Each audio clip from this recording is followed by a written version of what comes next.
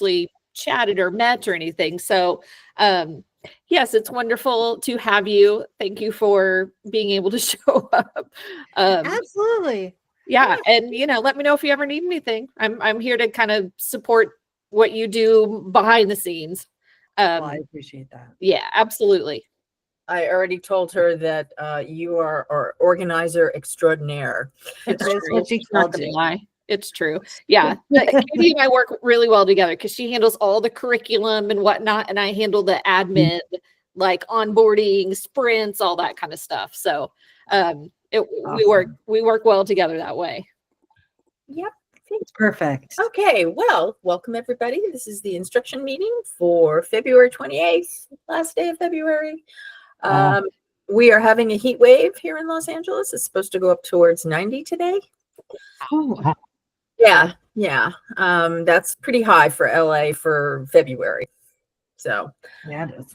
Okay. So the first order of business is to introduce Melanie.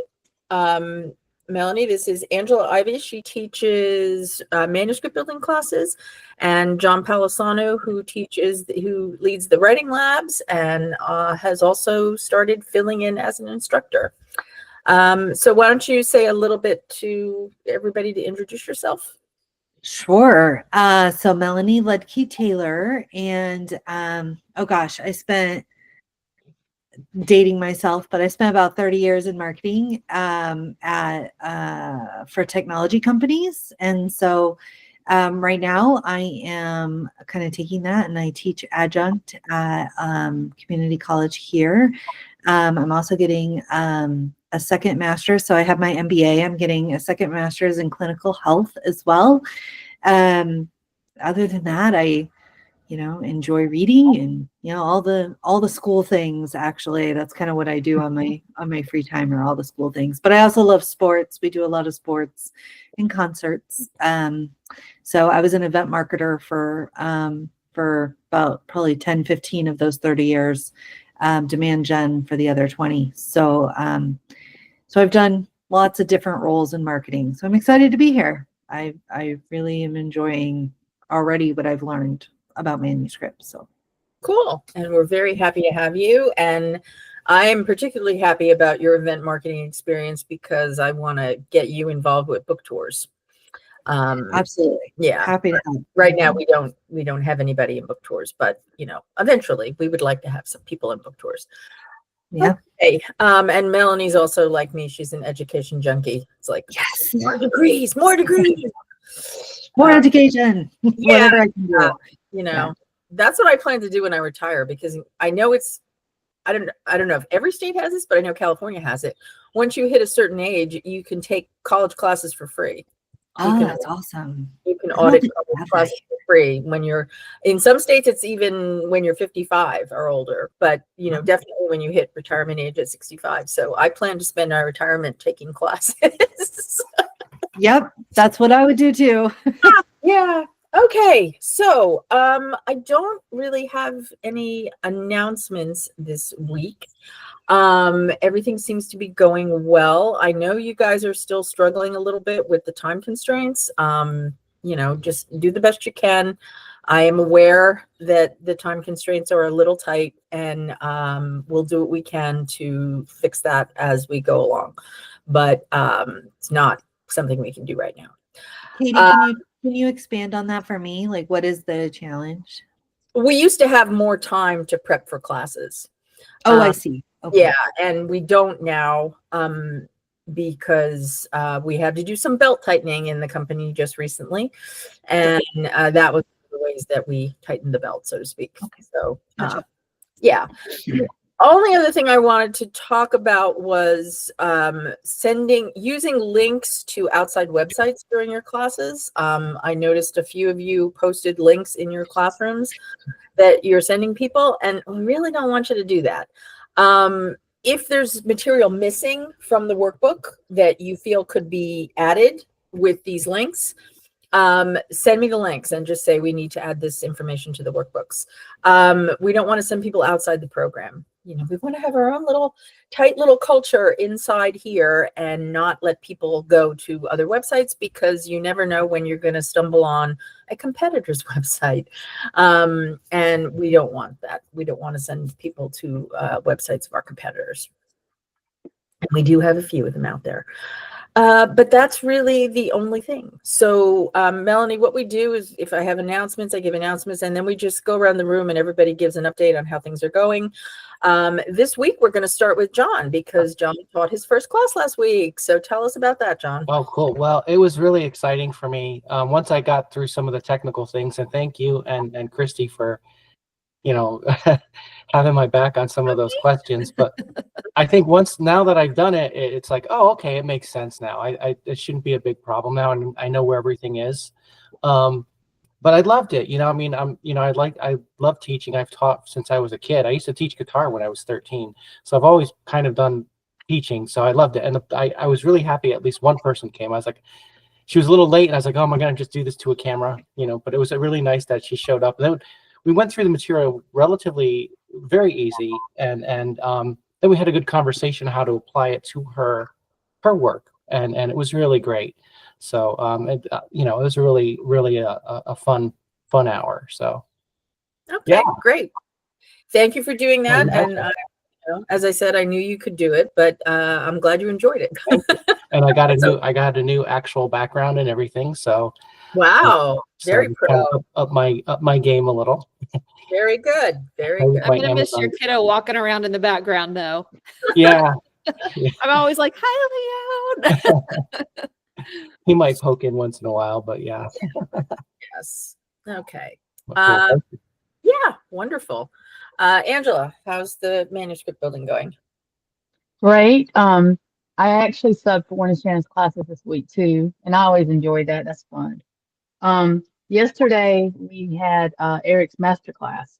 Oh, So, yes. and he, you know, I always preface the meeting by telling them that, you know, they need to buckle in and hold on, because it's going to be a wild ride. And it actually lasted like 90 minutes yesterday. So, but Peter was in there, so that's part of it. Okay. But you know, it was great as always. Had, I think, pretty good crew that showed up yesterday, and Yeah. I'm gonna copy I've that started link.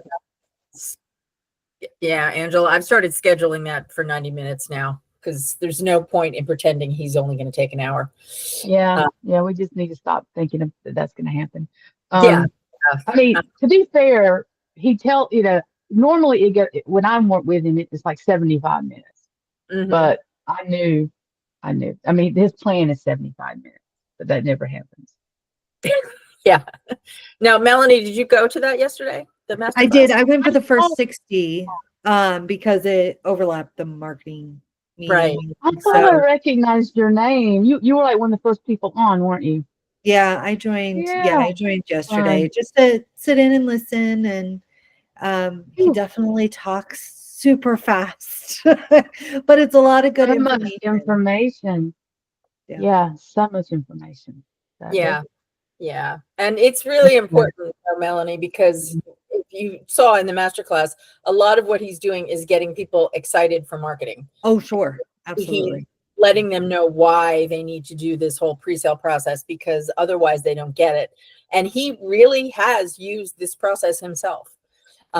He is a published author. He has like 4 or 5 books out. He has a YA young adult series that he's got like books in, and he's also written business books. He's an entrepreneur. I think I told you this. Yeah. That this whole program, this whole company came out of a class he taught in entrepreneurship at Georgetown. Yeah. And Melanie also teaches entrepreneurship. I do. Yeah. So yeah, but I'm glad you got to go to that, so you can see the whole Eric phenomenon, because it was good. I think he does his job of getting people excited. Oh, yeah. So yeah. And he's our main salesperson. He's the person people connect with first. He does all the most of the sales for the company. I can see that. But he's successful at it. You know, he's Eric is contagious. That's how I put it. yeah, Like, and Yeah. you know, he gets Yeah. inspired, you get inspired. He gets energetic, you get energetic. He's one of those contagious personalities. So, but yeah, that's par for the course. 90 minutes. I was like, of course. Yeah. You know, and the lady's like, no, we need to keep it to 75. I was like, there's no controlling Eric once he gets going. Once that No, train and is we don't- going, we he's don't going want to control him. to take. Yeah. He says such good stuff. We're like, don't cut him off. Like, let's just let him go. And I would bet people don't mind. Like, I Yeah. can't No. imagine you had that many people drop off. So They Right. Right. Right. Because what Katie said, he's our main salesperson. He's not our only one, but most people run through him. And so Right. he gets to see them again. They get to see him. There's a kind of a reconnect. And so it's great. It really is great that Mhm. he does that for us in that manuscript building sprint. So yeah, and it Yeah. gets everybody revved up for your classes so that hopefully they will spend more time there. Okay, now Melanie hasn't started teaching yet because I hired her and said, okay, you can start tomorrow. Very that's pretty much how that went, but that was good. kindly agreed to that, but she's not going to be able to start teaching the marketing classes until the 12th. The 12th. Yeah, the Wait, 12th. okay, so I'm going to cover her class again next week. You'll be great. I'm sure you'll be great. Sorry about that. You know, well, I've taught before we hired Mariana, I was teaching all the marketing classes. Hi, Mariana. And it's just, you know, I know the material, but it's just not my thing. It's, you know, it's your thing. It's Mariana's thing. And so I'm going to be covering the class next week, but I can cover it. I mean, I wrote the workbook, so I know it's in there. You know the content. Yeah. But I'll pick it up the week after for sure. Yes, definitely. So, okay. All right. Any other comments or observations so far? Any questions that you have? Melanie?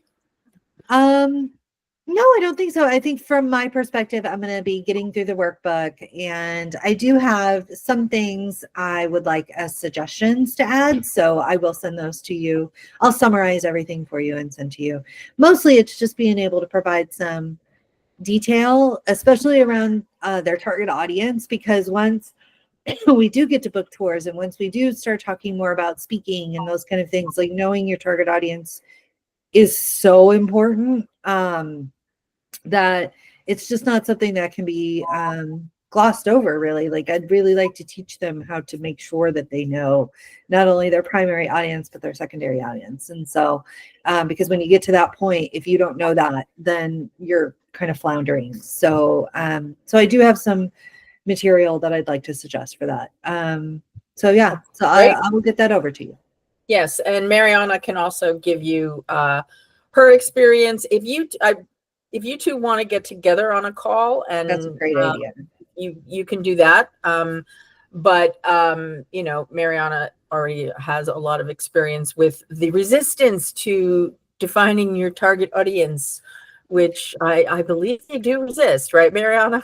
Word. Yeah, they do. Sure. Or they say, everyone is my target audience." Everyone's a target. Yeah. Or my favorite line, my book's different. Yeah. My audience is different. My book's different. Oh, Different in what way? right. Did aliens write it and it's all like transcendental, like everybody's just standing around reading it? Yeah, they will push back because they're very scared to cut off audience, because I feel like broad is great, but yes, the idea is that they are actually missing the mark entirely because their audience doesn't feel, the actual audience, the actual target doesn't feel like they're being spoken to. But they do tend to resist just because it is telling them to not target people. What they hear is, don't include them whatsoever. Don't like just cut them off, stop following them. So I think defining, once you like nail down that target audience, we're not saying speak to no one else. Like, don't ever create content but that's unfortunately that's what they hear is when you say find a target, they don't think the assumption for them is that you are going to speak to absolutely no one else besides that like really small niche. And that makes them incredibly nervous because I think they think it's a numbers game. The more people I talk to, the more I'm going to get in return.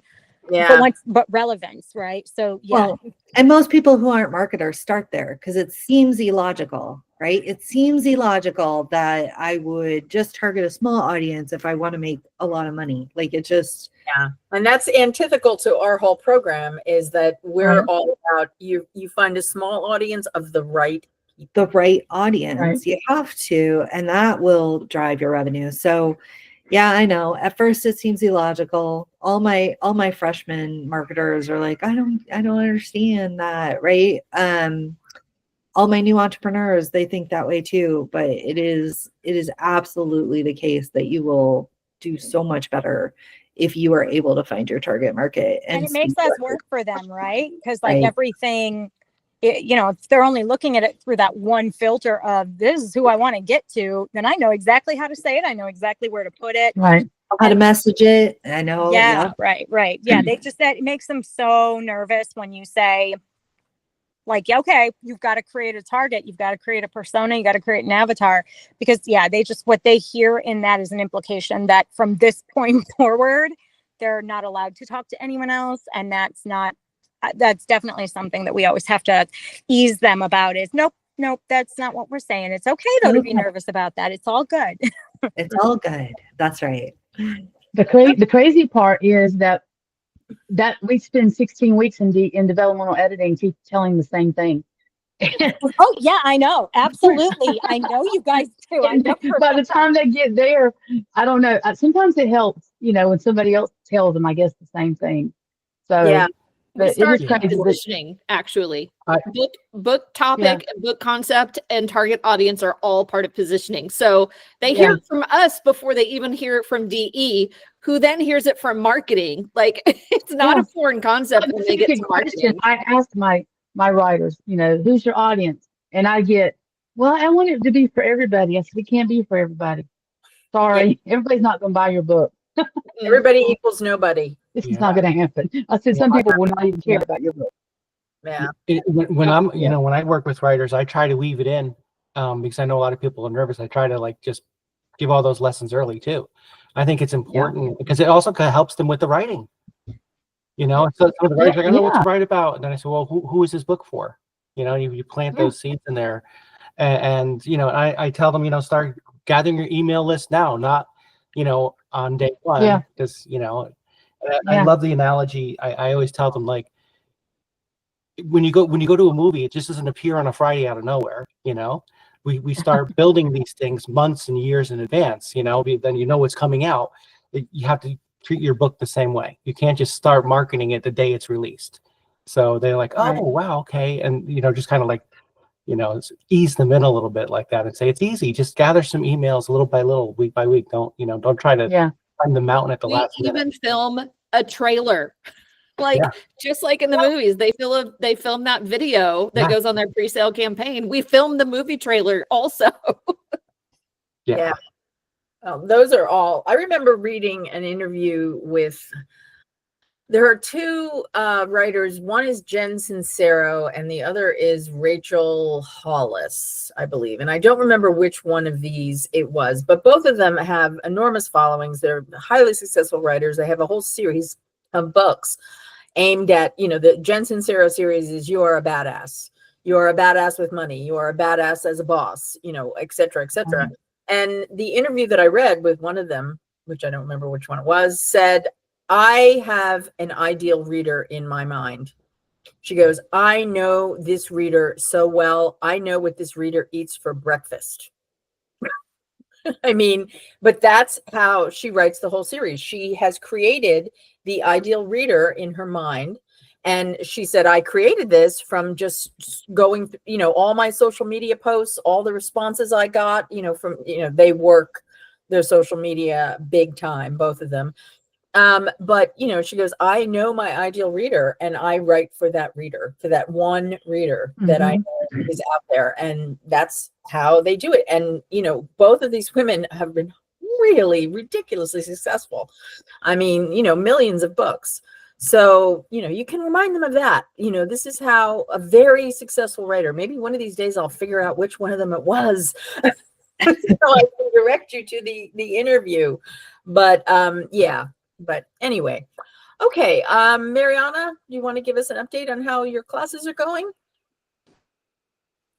Good. We had our modern author panel this week. It was one of the best modern author panels that I've had the chance to be able to moderate. It was just really, really. Cohort 29 is a very anxious cohort. They're very nervous. They're very anxious. I can tell by the way, an hour after the class is done, everyone's like, "Where's the video? Where's the video?" That is their whole systemic attitude. They're just kind of nervous about everything. Right. So this was a really great opportunity, and I think they got a million times over. I think they heard what they needed to hear. I think they got what they needed to get, because I went into the panel kind of knowing, okay, maybe these are some topics we can very lightly tread into, hopefully just to validate and help the whole cohort feel more comfortable. Our panelists were amazing, very empathetic, very validating, and at the same time, oh, you're nervous? That's okay. Let's talk about, let me tell you what happens afterwards, and maybe that'll ease some of those anxieties. But yeah, I think this was one of the best modern author panels I've had a chance to moderate. And I really do believe that the cohort as a whole heard what they needed to hear, because I definitely felt like when we were done, everyone just took a big breath and was like, okay, that was what I needed. Yeah, and it also helps to have a psychotherapist on the. Yeah, that's for those of you who was Steve Tang, who is our regular. He is so wonderful. He's so dependable. I mean, he was in the cohort 16, but he considers it his mission to give back, and that's why he always volunteers for these panels, which I'm so grateful for. There have been times when Steve is the only one that I get, and I have to scramble to get other ones. The other panelists were Corey Napier and Ardashir. And Ardashir is just so great. Oh, I love Ardashir. Oh.